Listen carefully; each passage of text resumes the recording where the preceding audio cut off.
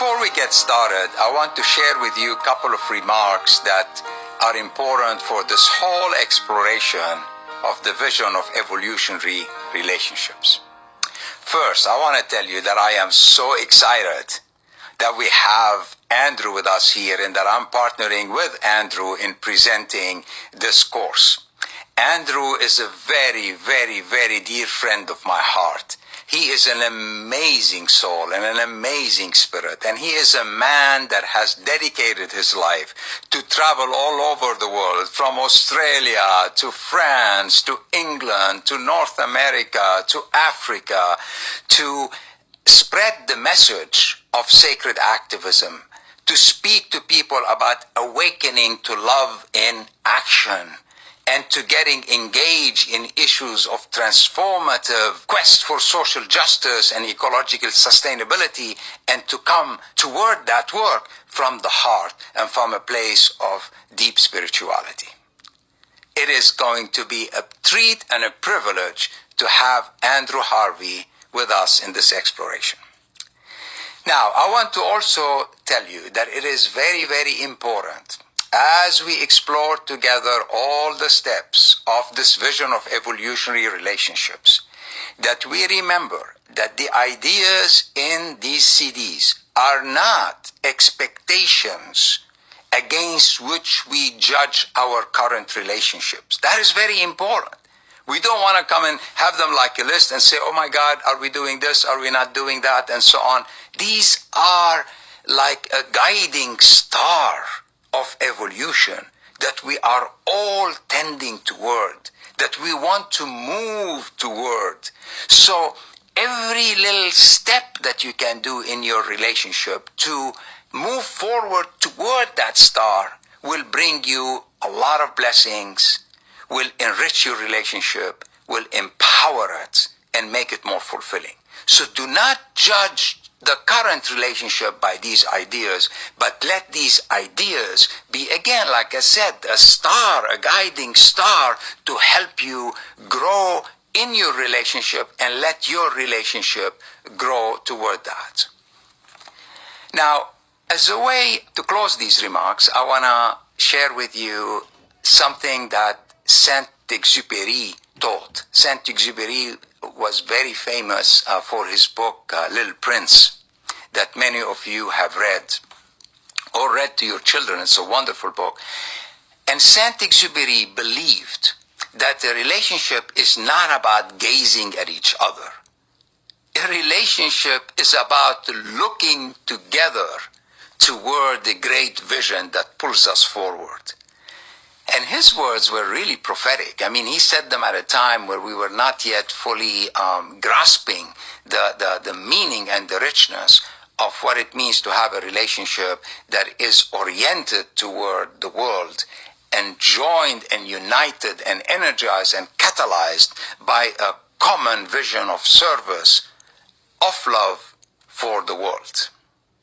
So Andrew and I are very excited to start with you now in the exploration of this vision of evolutionary relationships and going step by step with you into looking at the spiritual and psychological principles of an evolutionary, energized, and inspired relationship.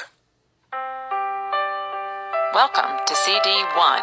This section is entitled An Evolutionary Vision of Relationships.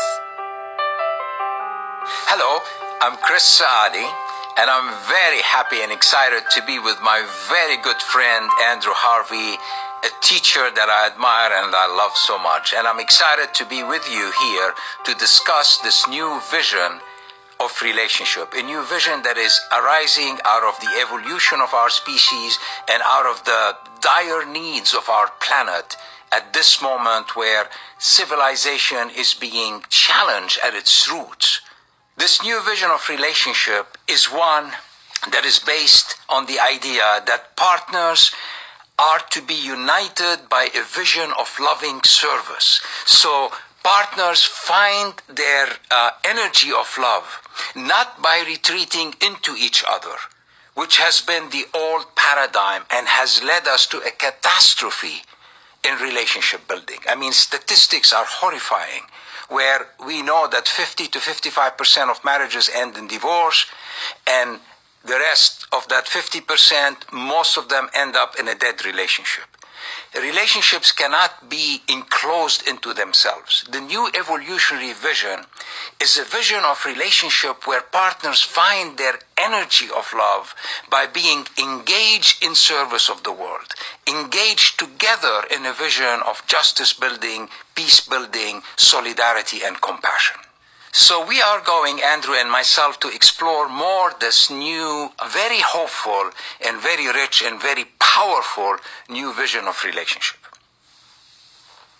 Before that, I would like to explore with you 5 principles of the idea of love itself. That is the basis of relationships. And I know Andrew is going to cover 7 requirements that love puts on us and demands from us.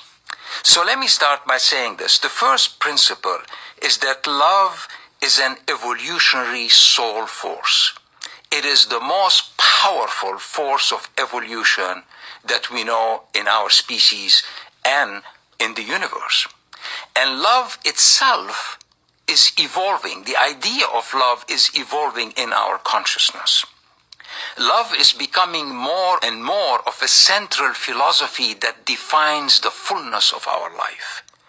It is becoming, in our understanding, more and more something that colors all our life. It is not something on the side. It's something that helps us understand how we work, understand how we relate to others in society, and of course, propels us in our relationship with our loved one and our children.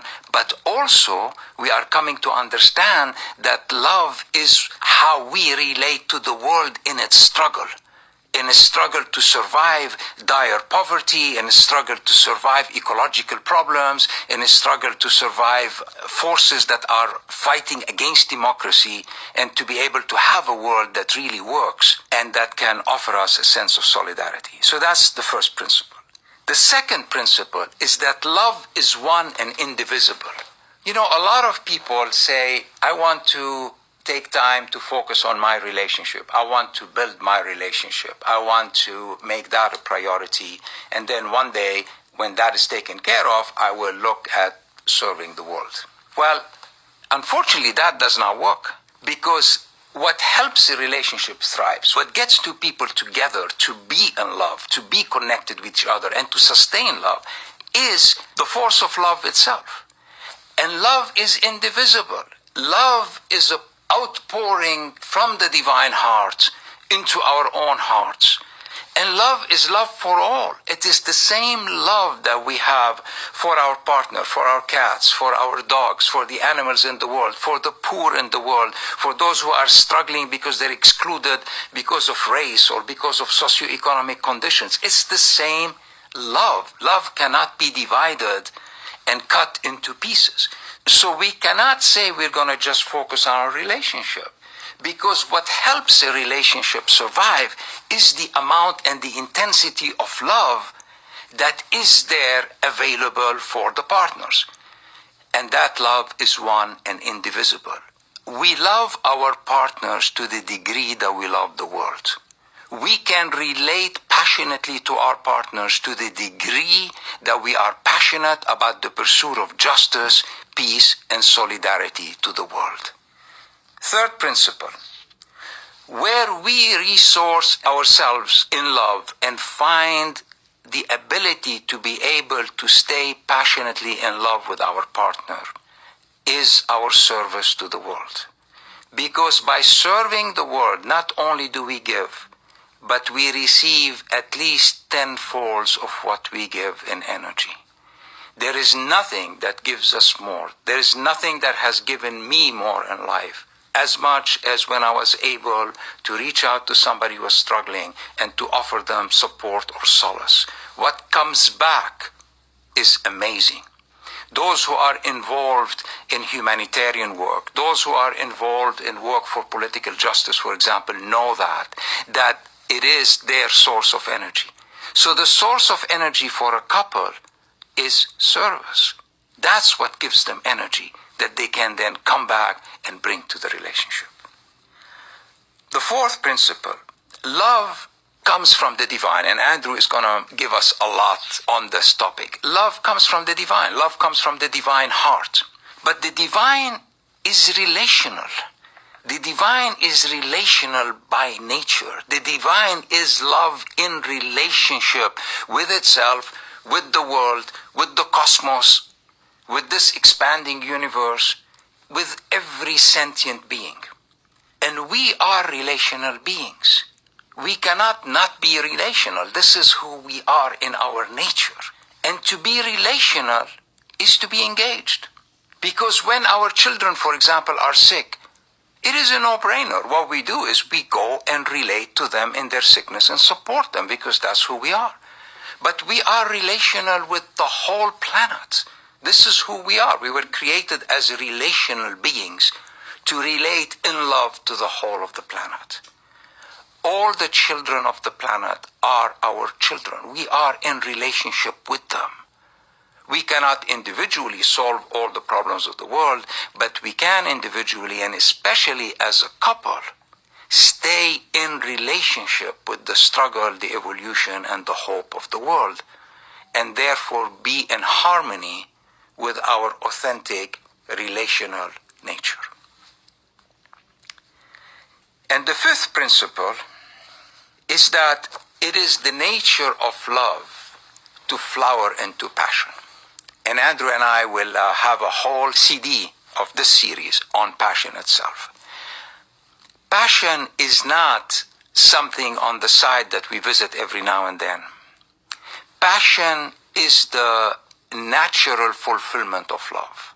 Love was created to expand and explode in passion. And therefore, to have a loving relationship with our beloved, man or woman, it is to seek and to work so that love can fully expand itself into passion. And what is fascinating is by our pursuing passion, we then have to confront all that keeps our heart locked in and personalized. Because we will talk more about it. The greatest threat to a relationship is when a relationship is personalized. When we think that a relationship is just between you and I as two persons and is private and personal. Passion comes from a heart that is open, from the heart that wants to be as big as it can, from a heart that realizes that it contains the whole world in it. And by seeking passion, by allowing our love to flourish into passion, we realize that we can only do that by coming out of our personalized prison, our privatized prison, and opening ourselves in service to the world, to the planet, to the divine as the world and as the planet, as the great lover of the world and the planet.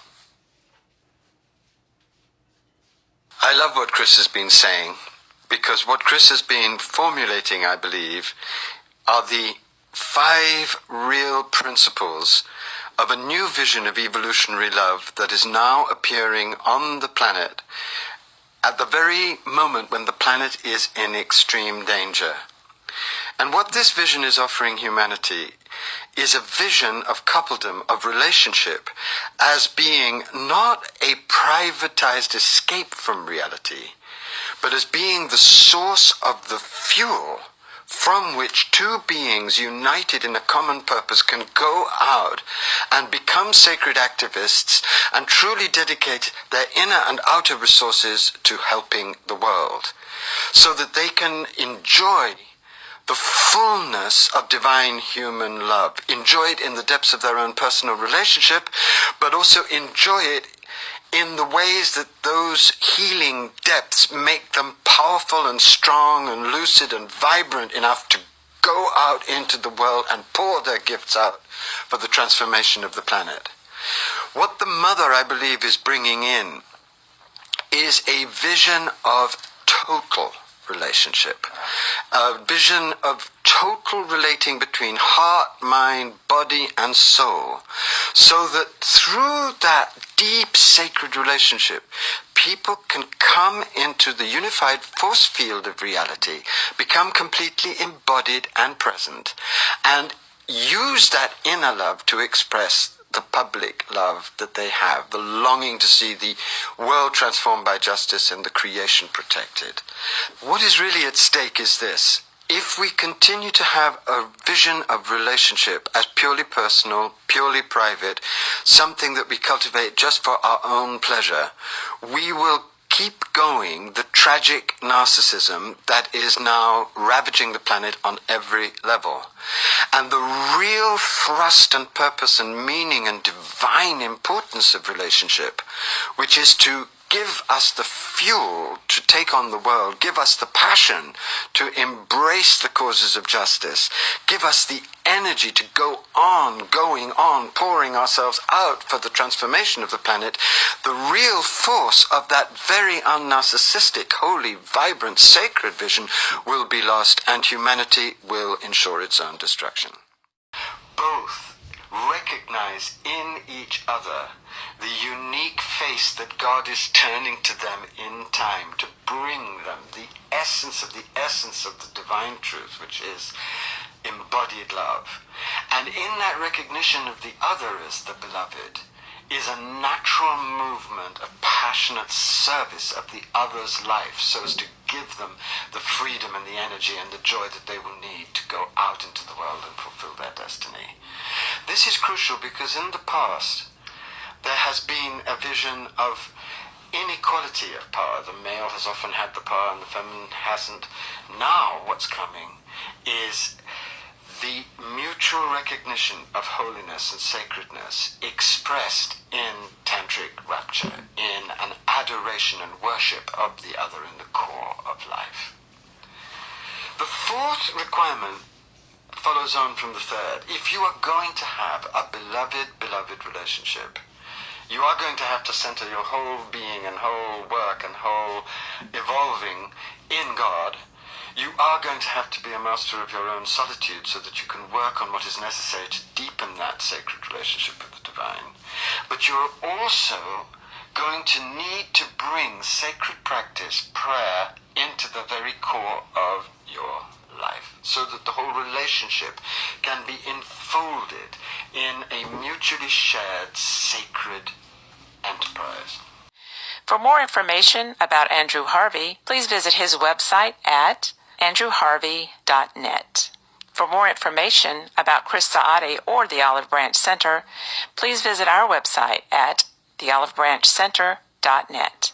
Thank you for joining us for these very inspiring and transformative conversations. We are happy to have you with us.